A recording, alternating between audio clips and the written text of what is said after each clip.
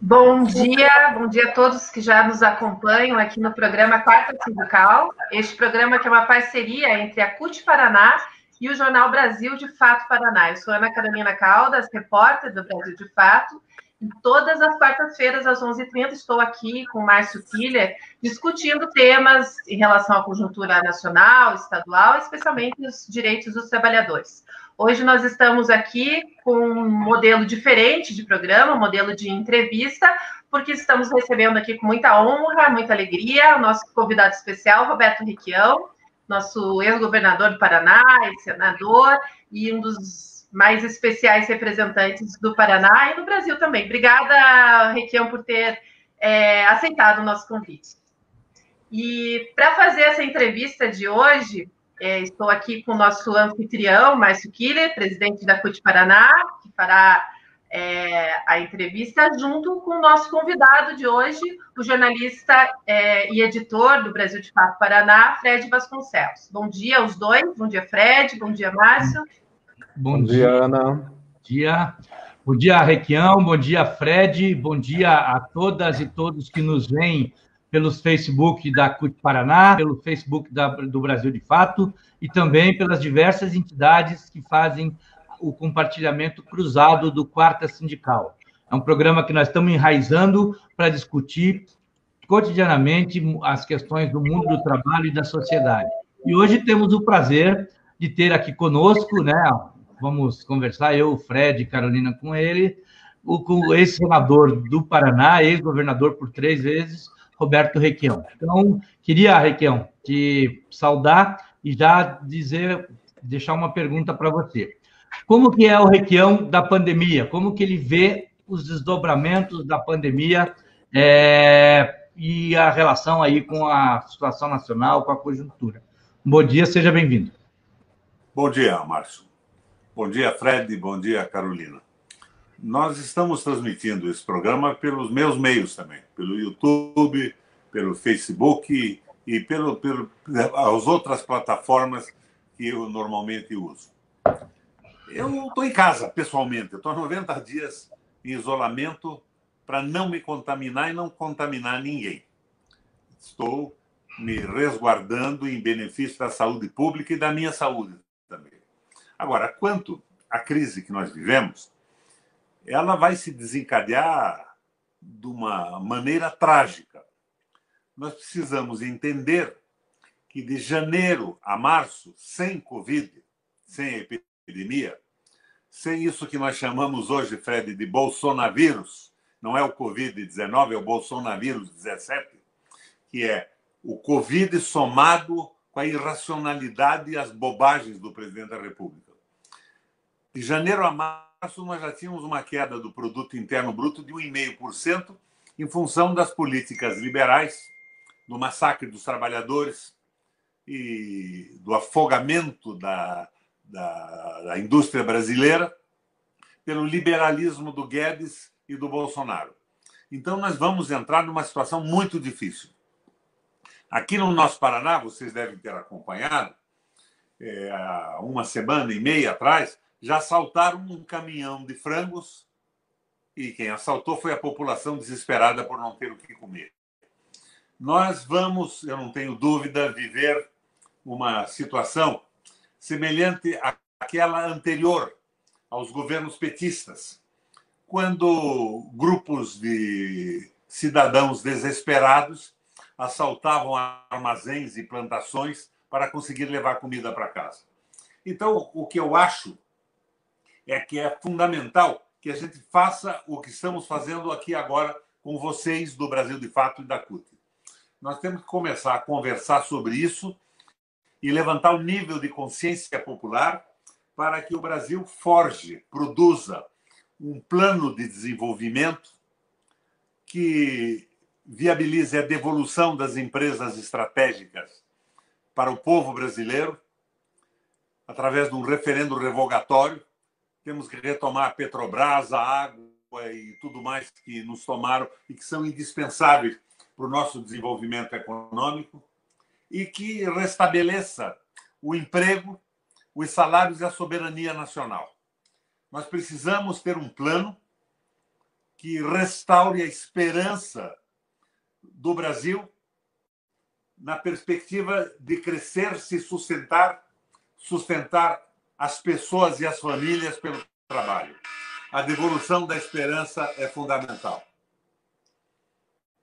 Então, eu acho que é por aí.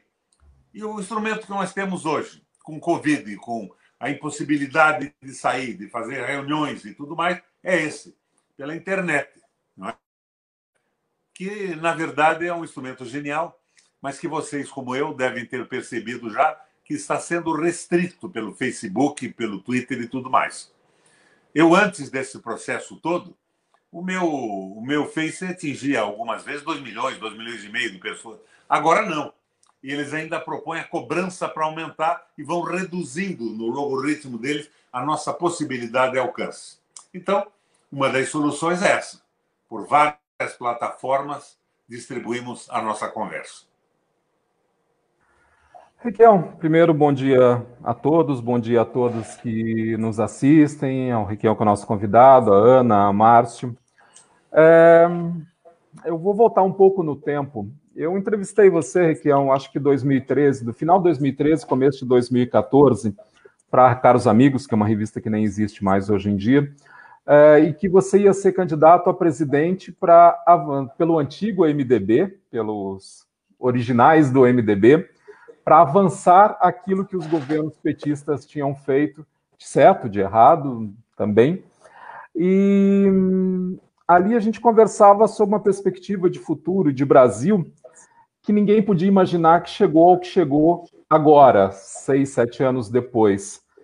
A pergunta é bem fácil, Requião. O que deu errado? O que aconteceu nesse tempo? Mais recentemente, o PMDB foi contaminado pelo Bolsonovírus 17. É o partido mais fiel na base das imbecilidades do Guedes no Congresso Nacional. Sim. Eu não diria que é o partido do Bolsonaro, é o partido da extrema-direita.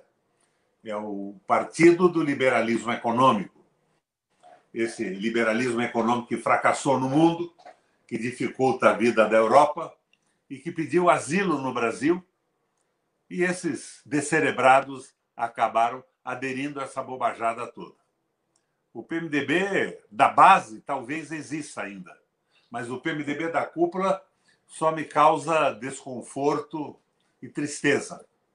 O que aconteceu é que nós fracassamos. Agora, se você quer uma análise mais dura, e eu digo nós, porque eu apoiei em boa parte os últimos governos do PT, mas eu não apoiei a política econômica do Guedes, anteriormente do Meirelles, do Joaquim Levy e do PT. O PT praticou no Brasil uma social-democracia tupiniquim. É inegável que o Lula tem uma identidade muito grande com o povo trabalhador, que se manifesta com solidariedade e melhorou a vida dos trabalhadores. Salário mínimo ampliado, os trabalhadores passaram a comer 3 vezes por dia, frequentar aviões em viagens nacionais. Melhorou muito a vida, mas ele fez uma aliança com o grande capital financeiro. Então, nós tivemos uma social-democracia preocupada com a vida dos trabalhadores, mas aliada ao grande capital rentista, ao capital vadio, ao capital dos banqueiros, capital que não produz rigorosamente nada. Isto, para mim, foi uma espécie de uma frente ampla, uma aliança que nos levou ao desastre, porque nós não conseguimos retomar o desenvolvimento econômico, que é o que sustenta qualquer governo progressista, com a geração continuada de empregos e de oportunidades. Como é que surgiu no mundo essa social-democracia? Ora, a Rússia, aliada com os Estados Unidos, mas principalmente a Rússia, que fez o combate na Europa, derrota o nazismo hitlerista. E o comunismo se consolida na Rússia, amedrontando os países europeus, que estavam na mão dos rentistas, dos muito ricos, dos banqueiros. E os movimentos sociais, então, começam a pressionar os governos por conquistas para o povo trabalhador, para as minorias raciais, para as mulheres, através da liberação do voto. E o medo da União Soviética faz com que esses governos continuamente vão cedendo essas pressões, até que o comunismo russo alui. Primeiro, com a Glasnost, que era o degelo. Depois, a perestroika. Tudo isso sob o comando, à época do Boris Yeltsin. Não, do Gorbachev. Sob o comando do Gorbachev na época. Daí, o capital financeiro resolve o seguinte: vamos tomar de volta o que era nosso e que nós cedemos com medo da União Soviética. E começaram com a precarização do Estado, dando poderes aos bancos centrais nas mãos do capital financeiro, a precarização do parlamento através de campanhas caríssimas financiadas privadamente, e daí parlamentares eleitos ou executivos eleitos com o financiamento dessa fonte de poder econômico não dizem mais respeito no poder com seu discurso de campanha ou os programas partidários e se submetem totalmente precarizados aos financiadores de campanha. E o terceiro ponto de apoio para a destruição dos progressos da social-democracia, sem sombra de dúvida, foi a precarização do trabalho. O fim das legislações trabalhistas, dos avanços das minorias ou das maiorias trabalhadoras em relação ao poder do capital. Fim dos sindicatos, corte de subsistência financeira dos sindicatos, fim da aposentadoria pública que garantia a velhice dos trabalhadores no mundo ocidental tomado pela social-democracia. Isso, em determinado momento, vem para o Brasil, através da formulação da tal ponte para o futuro, que cá entre nós foi feita por um sujeito que tinha sido secretário do Tesouro do nosso governo, do Lula. Como é que era o nome dele? Vocês me ajudam a lembrar? Marcos, ou Márcio, é o presidente do IPESP. E esta visão liberal vai tomando conta do processo e a tal frente política, o presidencialismo de coalizão inaugurado pelo nosso governo, só sobra.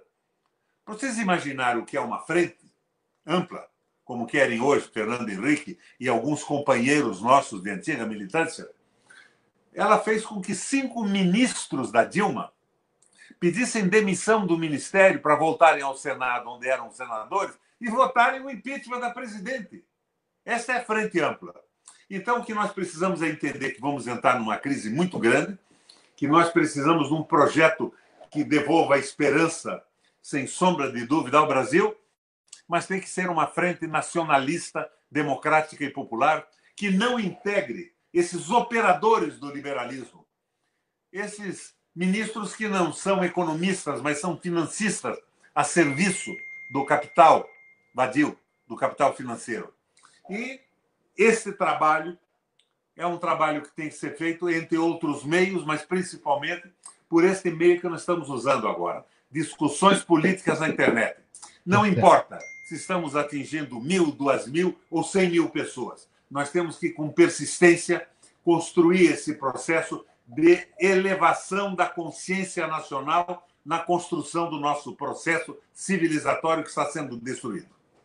Tá certo. Eu queria que você aprofundasse um pouco essa questão para nós sobre, na época que nós vivemos de coronavírus, essa pandemia que a gente vive, traz para a gente uma discussão filosófica, inclusive, de concepção de Estado. Né?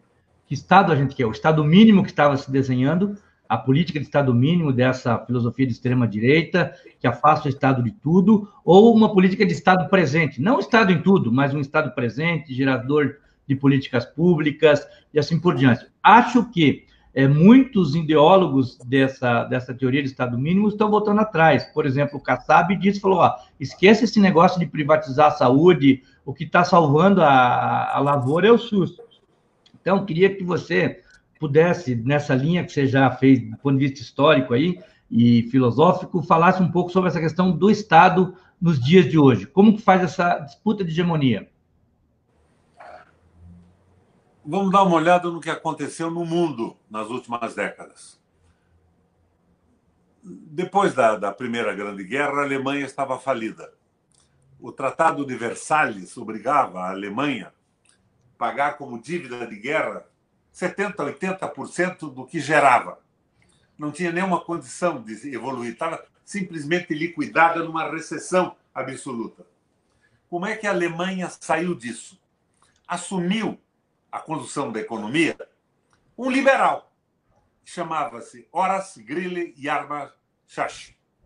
Esse cara, no dia que assumiu, deixou de ser liberal e passou a ser alemão. Primeira coisa que ele fez: a Alemanha só compra no mundo de países que dela comprarem. Escambo. Ela escapou do domínio do dólar e passou a trocar mercadoria por mercadoria. E montou um programa de reestruturação da infraestrutura suportado por uma aliança entre as grandes empresas, principalmente do setor metal mecânico, e o Estado. E criou uma moeda não moeda que era o MEF. Da noite para o dia, o governo alemão, na mão do Schacht, no comando da economia, estabeleceu que o lucro do giro da dívida pública era levado para baixo. Mais ou menos é uma taxa Selic do Brasil, da época. E os donos do dinheiro da Alemanha disseram: mas, meu Deus, nós vamos ser reduzidos a zero. Não há conversibilidade no marco alemão, nós não podemos investir lá fora. O que nós fazemos? Daí eles disseram: não, nós temos uma parceria de reconstrução da Alemanha, sob o comando do Estado, projeto associado a grandes empresas. E se vocês investirem o dinheiro nessas empresas que reconstruirão a infraestrutura da Alemanha, vocês terão uma garantia de 4,5% de juros ao ano. Essa letra, moeda não moeda, chamava-se MEF. E a economia da Alemanha entrou nisso. E em 6 meses acabaram com o desemprego. Nos Estados Unidos, foi mais ou menos a mesma coisa, com algumas diferenças. Foi o New Deal, o novo pacto. Nos Estados Unidos, inspirado nas ideias do Schacht e com a mediação do Keynes, John Maynard Keynes, o presidente era o Roosevelt, e passou a investir pesadamente dinheiro público do Estado em infraestrutura e modernização de portos, hidrelétricas, canais de comunicação, viabilizando o transporte fluvial, coisas dessa natureza. Até que, em um momento, um empresário norte-americano chamado Henry Ford associa ideias do economista Taylor a uma linha de montagem. O que o Taylor dizia? O Taylor dizia o seguinte: você aumenta a produtividade de uma fábrica ou do pessoal da fábrica, não aumentando a carga horária deles. Você aumenta a produtividade especializando o trabalhador. Ele pega essa ideia e começa a construir o famoso Fordinho modelo T. Um grupo de operários era especializado em fundir o bloco, outro em fundir a caixa, outro em montar o bloco, a caixa. E com essa especialização, eles conseguiram produzir um carro com preço baixo e grande qualidade para a época. Impressionado com isso, o comércio americano e a indústria, que estavam em recessão, mas eram complexas, como estamos nós em recessão hoje, mas o Brasil tem uma indústria complexa, muita expertise espalhada pelo país. Passou a copiar a linha de montagem. O Roosevelt ficou encantado com aquilo. Os Estados Unidos estavam em recessão, o desemprego era uma brutalidade. E ele resolve, então, condecorar o Henry Ford com o título mais alto que os Estados Unidos já tinha dado a um empresário. Surpreende-se com a recusa do Ford. Não aceito. E o Roosevelt perguntou: não aceita por quê? Porque se todos nós introduzirmos a linha de montagem taylorista ou tayloriana, fordiana, na produção industrial, nunca mais os Estados Unidos vai sair da crise de desenvolvimento. E o Roosevelt pergunta por quê? E ele explica: porque nós vamos aumentar a produção e não teremos para quem vender porque não tem mercado. E isso vai levar os Estados Unidos à falência definitiva. Meu Deus, diz o Roosevelt, que faço então? E o Ford dá o primeiro conselho que inaugurou o New Deal, o novo pacto. Presidente, você diminui a carga horária dos trabalhadores por lei e aumenta por lei o salário. Diminuindo a carga horária, você vai pôr mais trabalhadores no mercado de trabalho. E com salário decente, você vai multiplicar o poder de compra do povo norte-americano. Este foi o começo do New Deal. Agora, aqui no Brasil, o que fazem? diminui o salário e aumenta a carga horária dos trabalhadores. Nós estamos num caminho completamente errado, que é o caminho do liberalismo. O Estado tem que investir pesadamente. As empresas públicas têm que ser retomadas. O Brasil tem que ter o controle do petróleo, o controle da água, senão não vai haver desenvolvimento de espécie alguma. Mais tarde, agora nessa crise de 2008, 2009, que eu enfrentei aqui no Paraná, com redução de impostos e medidas de congelamento de água e de luz para a população e para as empresas, o Obama enfrentou o problema da falência e da corrupção na General Motors, parecida com o que houve na Petrobras no Brasil. O que fez o Obama?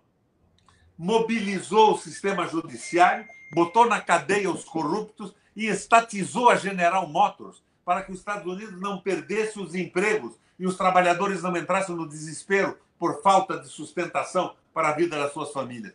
Completamente diferente do que nós fazemos aqui. Nós precisamos de um governo nacionalista, popular e democrático. Mas, no momento, nós precisamos de um projeto de desenvolvimento econômico, de referendo revogatório da doação dessas empresas, que foram praticamente roubadas pelos capitais internacionais. E quem compra de quem não pode vender é receptador de mercadoria roubada. Nós temos que invalidar as vendas da Petrobras e de outras estatais sem indenizar ninguém, porque eles são receptadores de mercadoria roubada. E reiniciar o desenvolvimento com pesados investimentos estatais. Eu não vou dizer para vocês, porque eu não sou cínico, que nós não precisávamos de algumas mudanças na Previdência. Vocês vejam, por exemplo, a Previdência dos militares.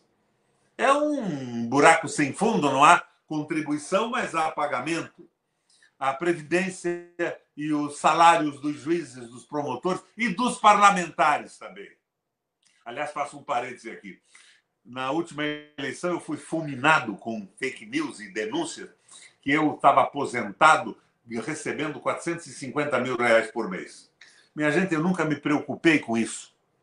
Por um período, recebi uma verba de manutenção, de publicidade, sei lá do que eles davam a ex-governadores. Mas isso acabou.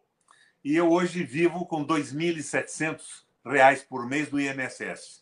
Mas isso ajudou a criar uma imagem dos políticos desonestos e aproveitadores e me tirou do Senado da República. Então, minha gente, nós precisamos de um projeto modesto, desenvolvimentista, democrático. Mas ele tem que ser sustentável.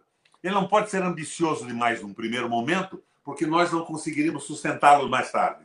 E não pode ser um projeto extremo de covardia como uma frente ampla que traz de volta os bandidos que nos deixaram nessa situação, reintroduzindo com indulgência plenária Fernando Henrique, Rodrigo Maia e essa gente toda como Temer e tudo mais, que nos colocaram na situação que nós estamos. Então, o caminho tem que ser esse.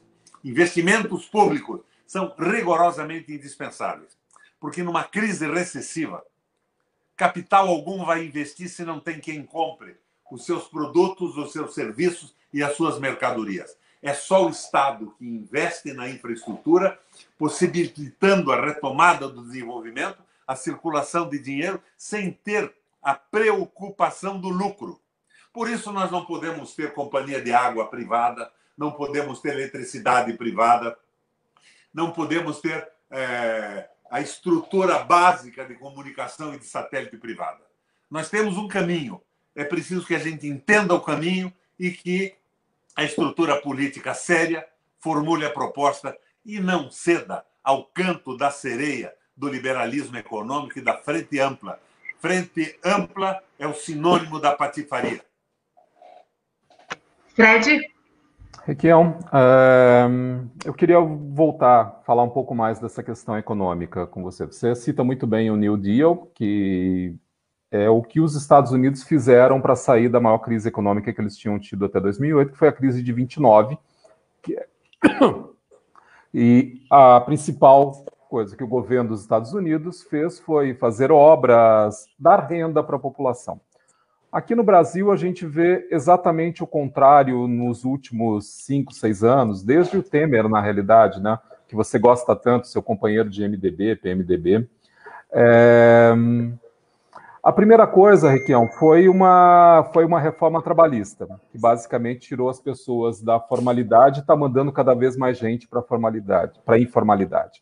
Depois veio uma reforma da Previdência, que tirou renda de boa parte da população. Claro que todos os desvios que você fala que existem mesmo, só que não foi nisso que foi mexido, foi tirado de quem já recebia pouco, né?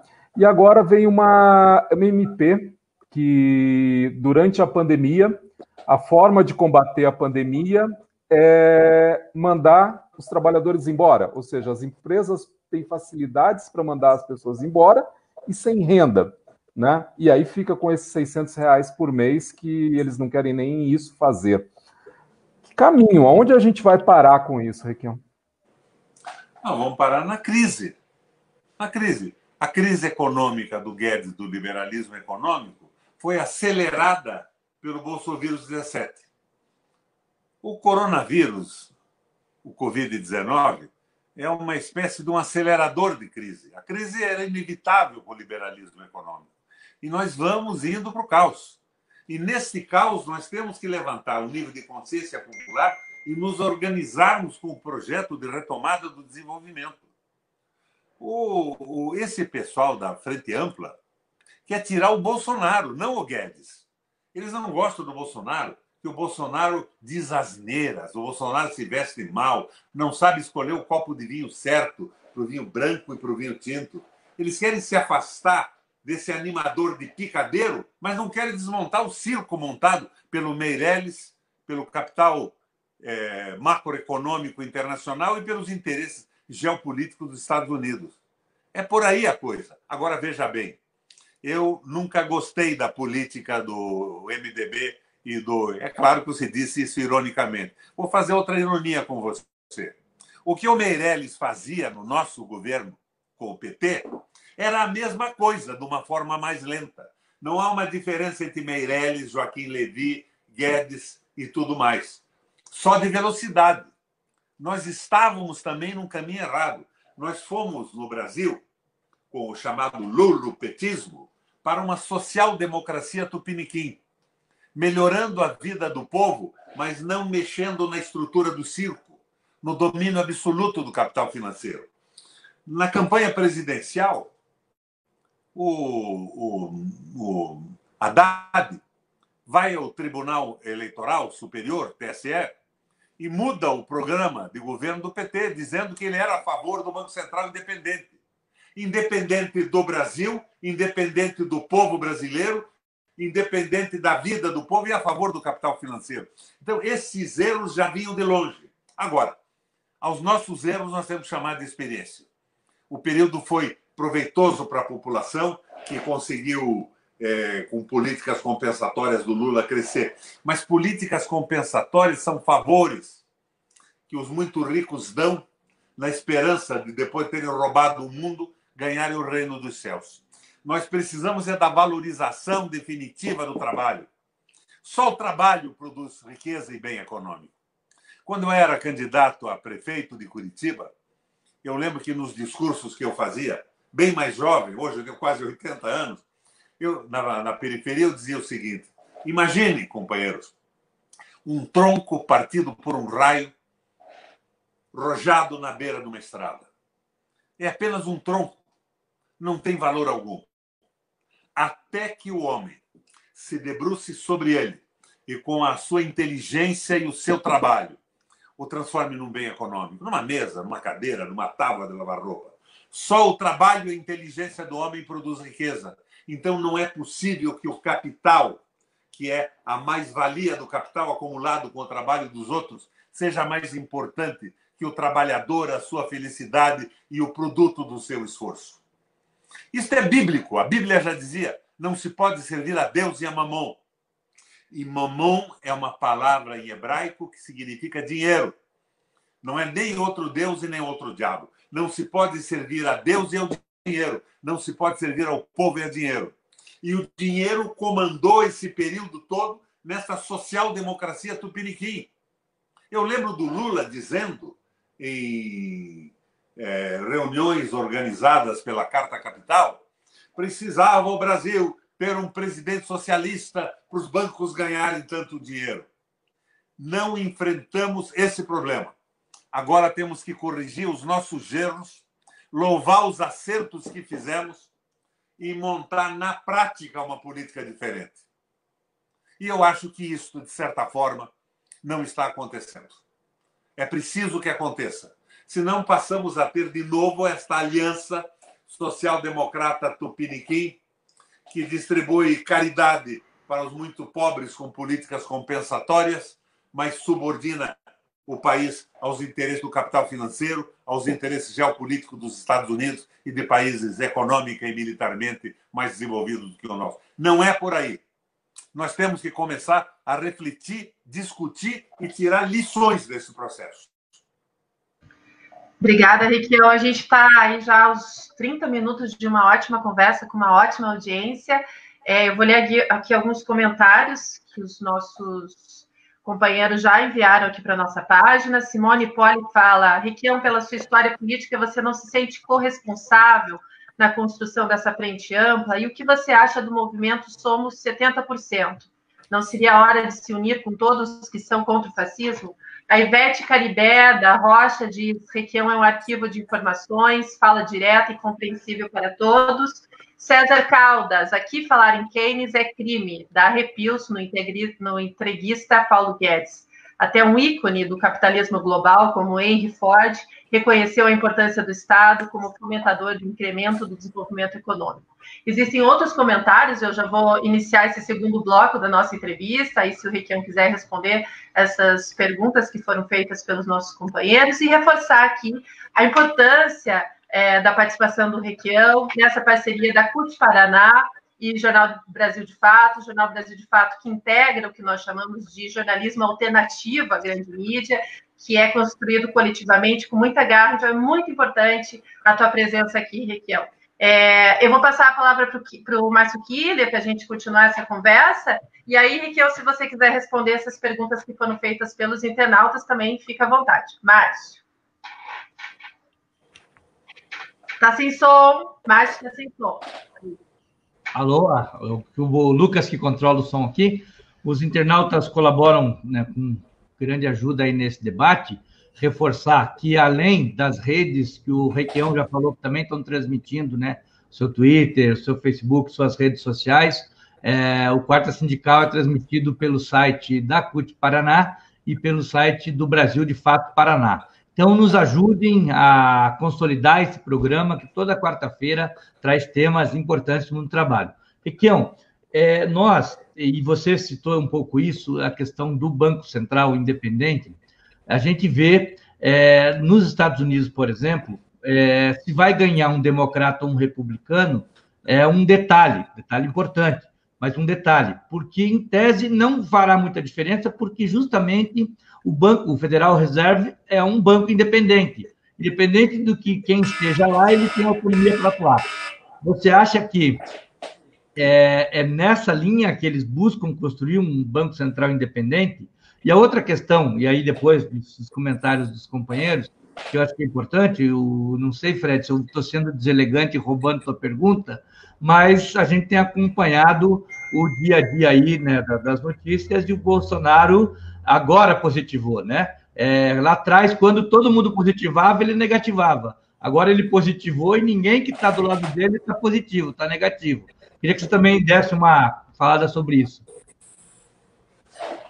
Vamos lá, minha gente. O que eu acho é o seguinte. Primeiro, não estou cobrando autocrítica do que nós fizemos no passado. A prática é o critério da verdade. Ao invés de autocrítica, eu prefiro posições efetivas, uma ação transformadora, a partir de agora, todo dia, e o abandono de erros. Mas parece que há uma tendência a continuar com os erros, né? Continuar com essa associação. 70% da população é contra o Bolsonaro. Eu acho bacana. Eu assino embaixo de qualquer manifestação pelo impeachment do Bolsonaro.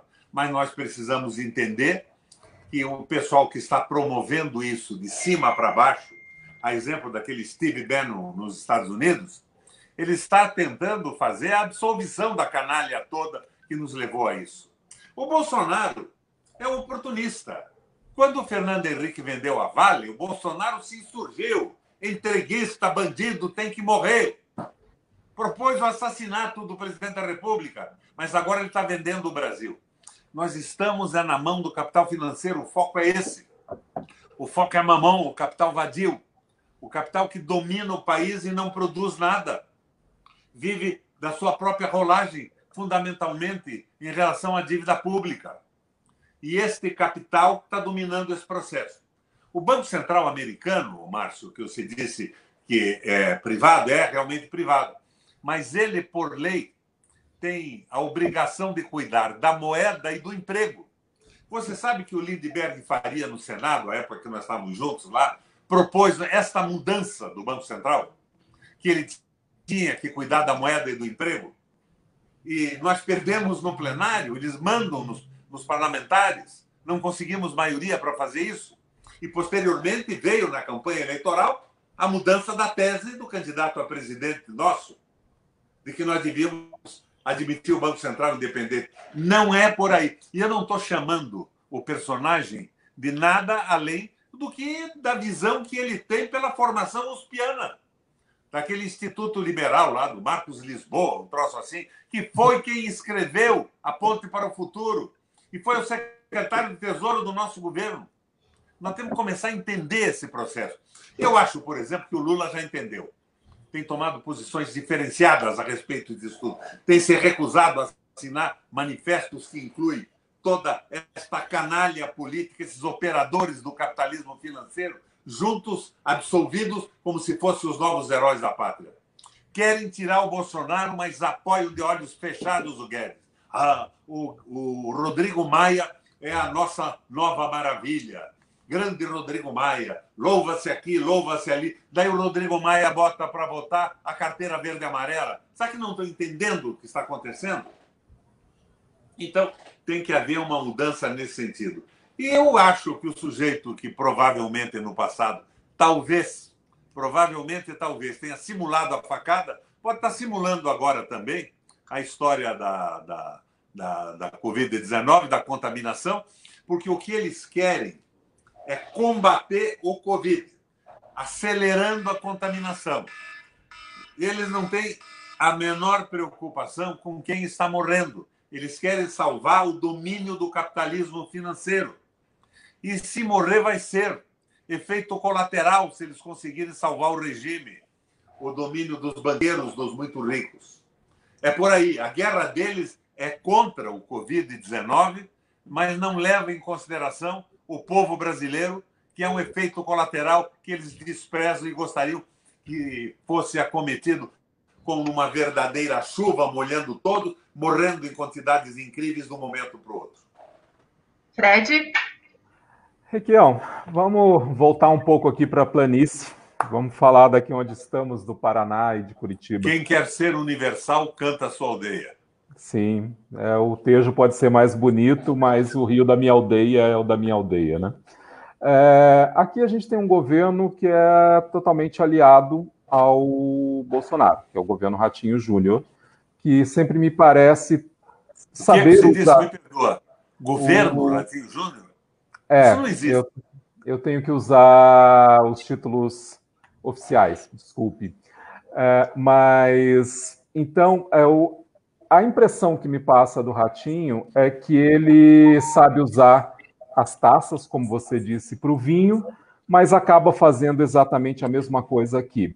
E analisando concretamente em relação ao Covid, eles fazem uma maluquice, que é abrir tudo, inclusive shopping center, quando a infecção estava crescendo aqui, e agora que, como todos sabiam, ia dar problema, para não usar uma palavra pior, né, começada com M, todos sabiam que ia dar problema, agora fecham tudo e fazem cara de paisagem como se não fosse consequência da falta de atitude ou da atitude que eles tomaram. O que você está achando dessa postura do governador nessa crise do Covid? Falta de postura absoluta. Despreparo completo. Despreparo completo. Eu não vou fazer uma crítica, dizer que ele é corrupto ou não é corrupto. Ele não sabe o que está fazendo no governo. Nós estamos sem governo.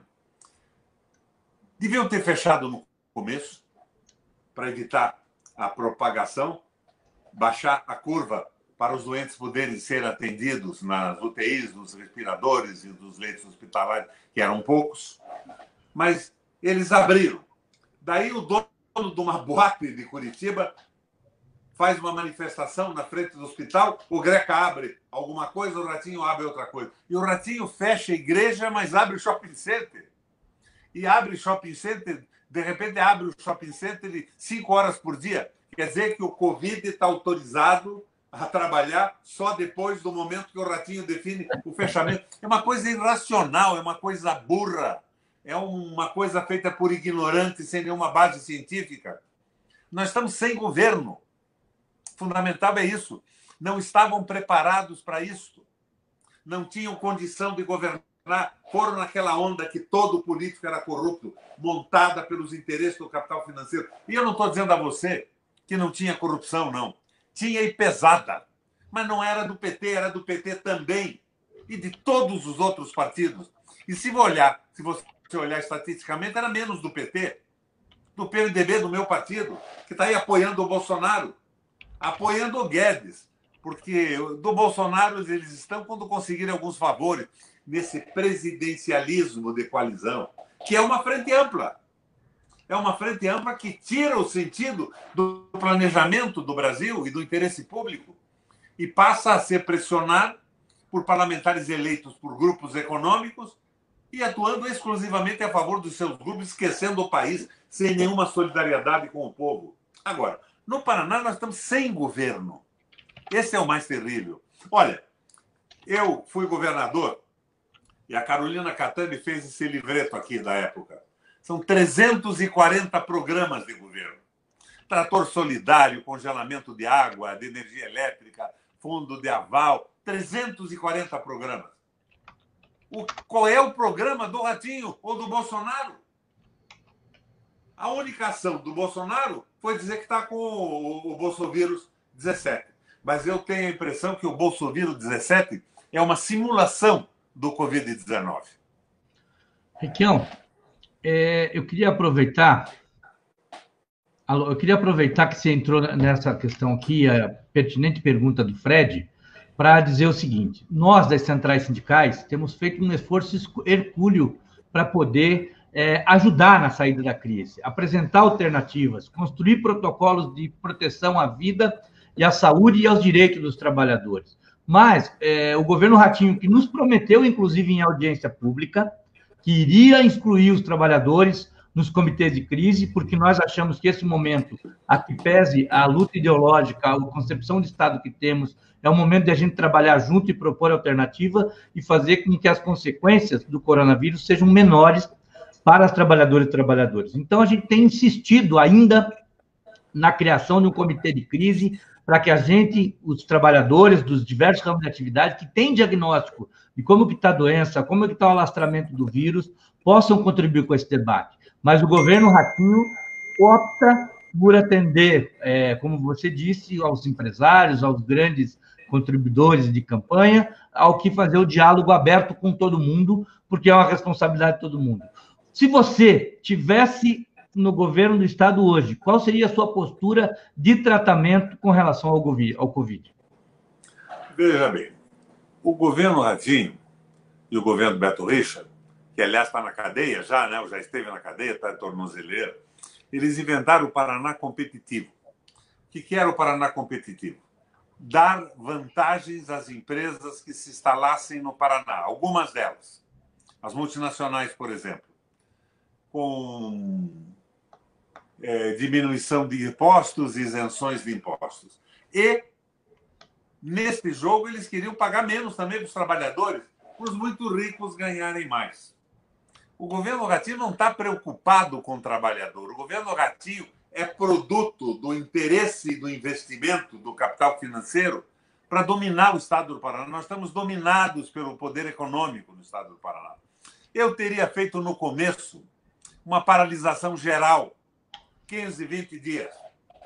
Baixava essa curva, diminuía o contágio, e daí, com testes, ia verificando aonde há a maior incidência do coronavírus. Num município que não tenha ninguém com coronavírus, não tem cabimento você proibir todo mundo de trabalhar, o comércio de funcionar.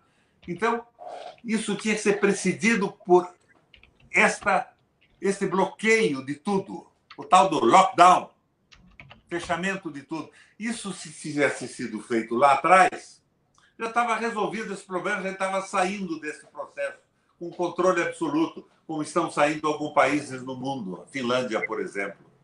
Mas não há interesse, eles são pressionados por isso e por aquilo. Daí, como eu disse a você, o dono de 3 boates faz uma manifestação, o cara quer dizer, ai meu Deus, que horror, vamos abrir então, deixa morrer o pessoal, eles querem ganhar dinheiro. São patrões que querem fazer os seus estabelecimentos funcionarem, contaminando os seus empregados e os seus clientes, enquanto eles ficam em casa contabilizando o lucro que podem ter nesse processo. Jogo sério, com base científica. Agora, propõe por aí. Eu estava dizendo para vocês, antes de começar nossa conversa no ar. Paula Barge me contou agora que a mãe dele tem uma empregada. E, de repente, ela descobriu que a empregada da mãe dele, empregada de salário mínimo, comprou da sua igreja uma garrafa de água consagrada. R$500 à vista, por 5 prestações de 120 para fugir do coronavírus. Como é que esse pastor não está na cadeia? Como é que é possível isso? O Malafaia com água consagrada. O R.R. Soares com água consagrada. O Valdemiro com feijão com inscrição. Com água consagrada, o feijão e uma dose de cloroquina, eles fazem uma feijoada e dizem que vai curar o coronavírus e convidam o povo a sair à rua se contaminando. Eles não respeitam a saúde, eles não respeitam o trabalhador. São bandidos, escravos de Mamon, submissos ao poder do dinheiro.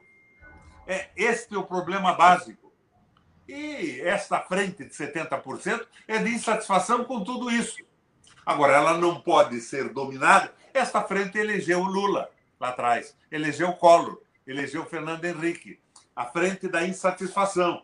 Mas se ela não for apoiada por uma proposta séria que resgate a esperança e que dê a possibilidade do sujeito sair da situação dura que está pelo trabalho remunerado e respeitado, nós vamos de novo para uma crise de desesperança. E voltamos o quê? Para uma ditadura. Ou de esquerda ou de direita, mas sempre momentânea, porque sem sustentabilidade. Aqui, ó, a gente já está chegando nos finalmente, e antes de encerrar e passar para o Fred fazer a última pergunta, eu gostaria que você comentasse 2 perguntas de internautas. A primeira, Leandro Júnior, gostaria que o senador comentasse sobre a forma como os estudantes estão recebendo aula no regime EAD no Paraná.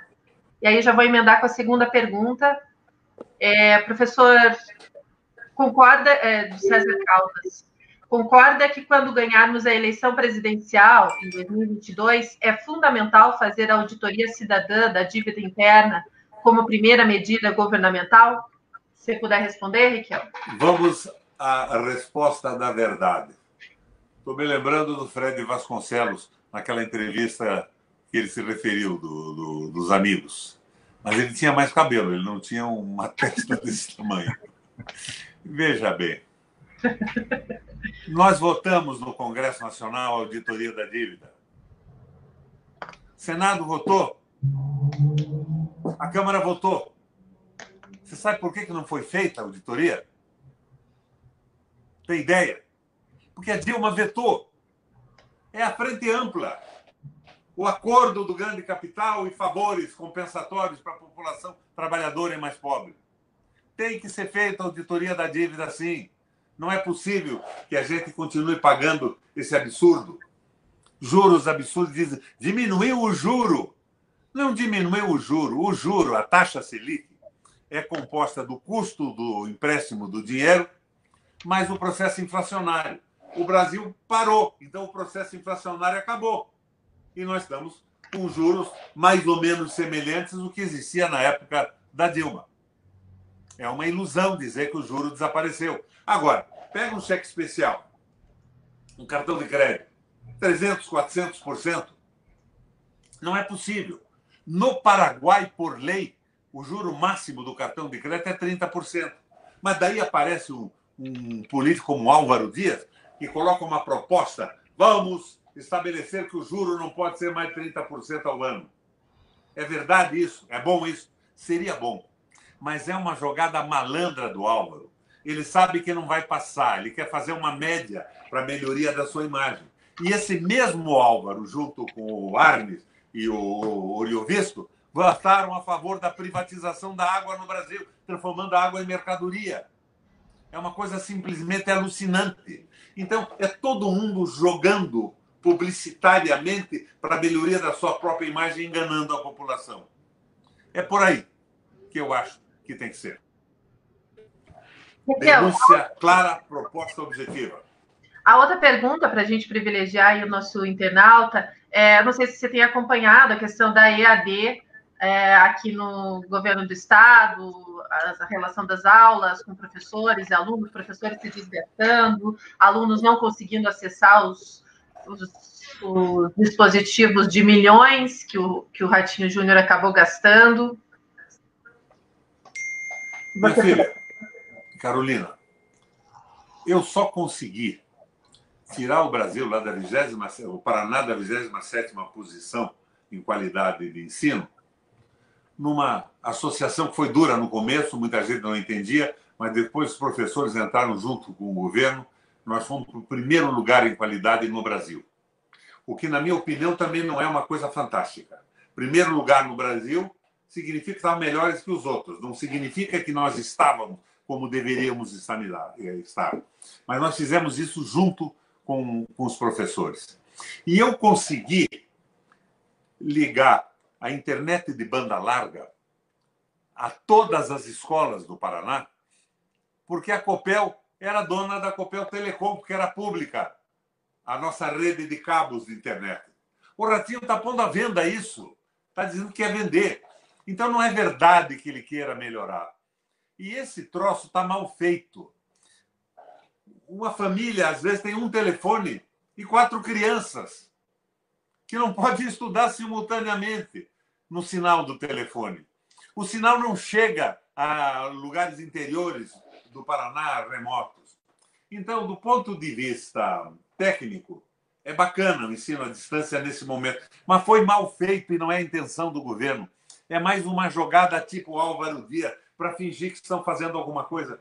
O governo que quer vender a Copel Telecom, como é que pode estar interessado em fazer ensino à distância? Através do quê? De uma empresa privada gastando milhões de reais pelo cabeamento, pelo aluguel do cabeamento, que já está feito, que é público. Não é sério isso. Não atinge todo mundo. Os meus 2 netos estão tendo aula, mas eles estão com o pai e a mãe do lado, computadores suficientes, de boa qualidade. Eu, por exemplo, eu estou falando com vocês aqui com um iPad Pro profissional, de muito boa qualidade. A imagem aqui está excepcional. O Márcio, apesar da barba do bigode, está bonito na tela. Então, nós estamos com equipamento que não está disponível para o povo pobre do interior do Paraná. Esse troço é tapiação. O que nós temos é... No entanto, eu não estou pedindo para parar, mas já alugaram cabeamento da rede de televisão A, B ou C, quando nós temos na Copel. Você lembra que eu tinha uma televisão chamada Paulo Freire, que colocava os conteúdos da educação no Paraná inteiro? Eles acabaram com isso. Este cara, que é secretário de Educação do Paraná, já disse que ele queria extinguir o Ministério da Educação e privatizar tudo. Ele tem merda na cabeça. Não é outra coisa. Eu sempre tenho o meu momento Ciro Gomes, né? Se eu não disser um palavrão ao longo de uma live, eu não fico contente. Mas é isso. Requião, primeiro pedindo desculpas, porque acabou a luz aqui em casa, você falando de Copel, falando de privatização, acabou a luz aqui em casa e eu tive que entrar no celular, e se eu cair de novo é que eu estou com pouca bateria, tá?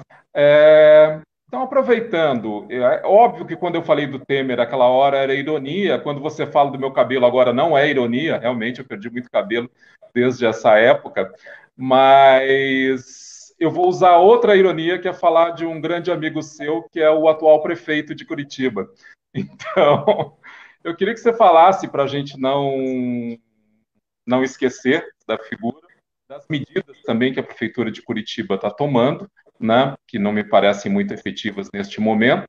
E aí, aproveitando uma pergunta que a gente deixou para o último para te fazer, pensando neste prefeito, nessa prefeitura, nessa atual administração municipal do Greca, você vai ser candidato a prefeito este ano? Eu perdi a eleição para o Senado em Curitiba de uma forma vergonhosa. Eu fiz 150 mil votos. O Arnes, que é uma zero esquerda, fez 240. E o Oriovisto, que estava morando na Alemanha, casado com uma alemã, fez 540. O Bolsonaro fez 75%. Agora, ao lado disso, eu saí da presidência do Parlamento Europeu Latino-Americano. Eu estou sintonizado em macroeconomia, na geopolítica do mundo. Eu acho que Curitiba precisa de um prefeito capaz. Precisa acabar com essa história. Não, eu vou votar num não político. Agora, o Rafael tem qualidades e tem defeitos como todo mundo. Eu sou gramsciano, Fred. O Gramsci dizia o seguinte, que a canalice absoluta é uma figura de literatura. Todo mundo tem qualidades e defeitos e circunstâncias na vida. O Greca trabalhou comigo no Senado, no meu gabinete. O Greca sabe o que é a prefeitura. Ele é engenheiro e trabalhou no Instituto de Planejamento de Curitiba. Ele sabe o que é mobilidade urbana, ele sabe alguma coisa de saúde, de educação. O que o Greca não tem é essa identidade com a população mais pobre, a preocupação do emprego. Ele tem uma visão estética da cidade. Ele é frio em relação aos direitos e às necessidades da população trabalhadora. Mas tem alguma noção do que está fazendo, embora esteja fazendo para poucos. É o centro da cidade. Ele é quase que se julga assim, um arquiteto aperfeiçoando a modelagem do centro de Curitiba. Mas, de repente, nós temos candidatos que não têm a menor ideia do que é uma prefeitura, que é uma máquina de morar, que tem problema de saúde, de educação, de mobilidade, de tudo. Nós estamos muito mal servidos. Mas eu não sou candidato a prefeito, não. Ainda mais nessa circunstância. Eu estou fazendo política 24 horas por dia, como estou fazendo com vocês aqui agora, dizendo com franqueza o que eu penso, sem pensar eleitoralmente em nada. Mas eu gostaria de apoiar um candidato de verdade para a Prefeitura de Curitiba. Mas parece que está todo mundo brincando nisso. Acaba o Greca ganhando a eleição. Agora, veja, vamos escolher entre Greca, Francisquini e tudo mais. O que eles sabem disso? A cidade é uma máquina de morar, tem que ser construída pela sua população com uma administração centralizada que dê sentido às necessidades do povo. Não é assim. Lembra do Jaime Lerner? Eu fui candidato contra o Jaime, mas eu tinha feito um curso de planejamento urbano na Fundação Getúlio Vargas, eu fui conhecer cidades do mundo inteiro e ganhei porque sabia o que estava fazendo e porque eu tinha identidade com a população. Eu queria ser prefeito para o povo curitibano. Administrações regionais, mercadão popular, reduzir impostos. E consegui fazer com que eu fosse considerado o melhor prefeito do Brasil.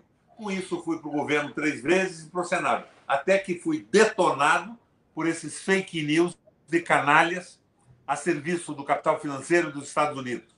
Agora, o que eu acho é o seguinte, nós precisamos ter um candidato decente. Se você dissesse para mim, Raquel, tem uma pesquisa aí, a população de Curitiba quer que você, que pode ser um excelente prefeito com o que aprendeu na vida, depois de ter sido muito bom, seja prefeito de novo, eu toparia. Mas não existe isso. Não existe isso. Nós continuamos nesse processo de ilusão. Eu acho que o importante agora é debate, esclarecimento, como que vocês estão fazendo aí. Tá certo. O que nós estamos fazendo agora. Legal. Obrigado, Requião. Requião, eu comentei com você um pouquinho antes da entrevista, e com a Ana e com o Fred, que eu tive a oportunidade de novo entrar na tua casa, né? Me sinto aí na sua casa, nesse debate fraterno que a gente faz. A gente teve uma conversa em 1997, eu, o companheiro Raul Bax e o companheiro Elimar Fabiano, através do jornal Vertente, Água Nova Brotando, que nós fizemos na faculdade e tivemos a oportunidade de você ser um dos primeiros entrevistados desse nosso jornal da faculdade. Sempre com essa lucidez, com essa posição de estadista, respondendo com conteúdo e, né, as perguntas. Então, queria muito agradecer a tua presença, dizer que nós, do Quarta Sindical, a CUT e o Brasil de Fato, com certeza vão chamá-los para mais conversa, sempre que a gente puder estar dialogando. Quero, então, imensamente agradecê-lo, né, e dizer aos nossos telespectadores e aos seus que possam acompanhar toda quarta o Quarta Sindical, um programa para discutir as questões do mundo do trabalho, né, fazer essa discussão fraterna, trazendo personalidades e temas importantes para o mundo do trabalho. Então, agradeço imensamente a você e aos ouvintes do Quarta Sindical. Ana, um abraço. Fred, obrigado pela presença hoje. Não sei se o Requião quer fazer uma finalização, mas, desde já, aí a gente encerra com ele. Agradeço a todas e todas que nos acompanharam durante todo esse Quarta Sindical. Também ao Lucas Botelho, da produção, ao Gibran, que nos ajuda aí na organização da pauta, enfim, a todos que contribuem para a construção do Quarta Sindical. Antes de passar a palavra para o Requião finalizar, só lembrar que essa live vai ficar nas páginas, então quem não assistiu desde o começo, acessa na página do Brasil de Fato, curte as redes sociais do Requião e compartilha esse conteúdo que foi muito especial. Requião. Lembro da visita do Márcio. Márcio, eu moro numa casa do BNH, que eu comprei há 35 anos atrás. Melhorei com o tempo. Fiz essa garagem, onde eu estou agora conversando com vocês, que na garagem eu fiz um mini estúdio, botei 2 holofotes ali para melhorar a qualidade da imagem. E, aliás, a nossa imagem hoje nesse StreamYard vai, sem nenhuma dúvida, muito bem. Mas eu sou um militante genético da esquerda popular brasileira. O meu trisavô foi o lugar-tenente do Frei Caneca na Revolução Separatista da Federação do Equador, que queria se separar da burguesia portuguesa e de tudo mais. O meu bisavô fundou o primeiro Partido Operário Brasileiro. Chamava-se assim Partido Operário. No dia seguinte da proclamação da República, propunha a reforma agrária, o fim do direito de raízes romanas germânicas, direito arbitral, valorização dos trabalhadores acima de tudo. Eu sou um militante desse tipo. E gostei de lembrar que você veio aqui. Você sabe, pelo fato de eu ter sido governador 3 vezes, senador 2 vezes, prefeito de Curitiba e deputado estadual, são capazes de dizer que eu moro numa casa milionária. Moro aqui na casa do BNH. Eu sou um militante. Então, vocês me perguntam, vai ser candidato a prefeito, a isso e aquilo? Não tem importância. O importante é que eu vou, nesses 30 ou 40 anos que me restam de vida, né? Eu tenho quase 80, eu vou me dedicar à conscientização da população e participar da formulação de um projeto nacional democrático, nacionalista e popular a favor do povo. Eu acho muito importante o que nós estamos fazendo e o que vocês fazem. E contem sempre comigo, independente de qualquer coisa. Com 2.700 por mês, eu sou um militante da esquerda popular brasileira. Legal, um grande abraço a todos, então, e até o próximo... Um grande abraço a todos e até o próximo Quarta Sindical, junto com Ana Caldas, comigo da CUT Paraná e com os companheiros que nos acompanham. Um abraço a todas e todos. Ana, no próximo live que a gente fizer, bota uma peruca no Fred, para me lembrar dele como ele era antes. Valeu, um abraço. Um abraço, minha gente. Valeu.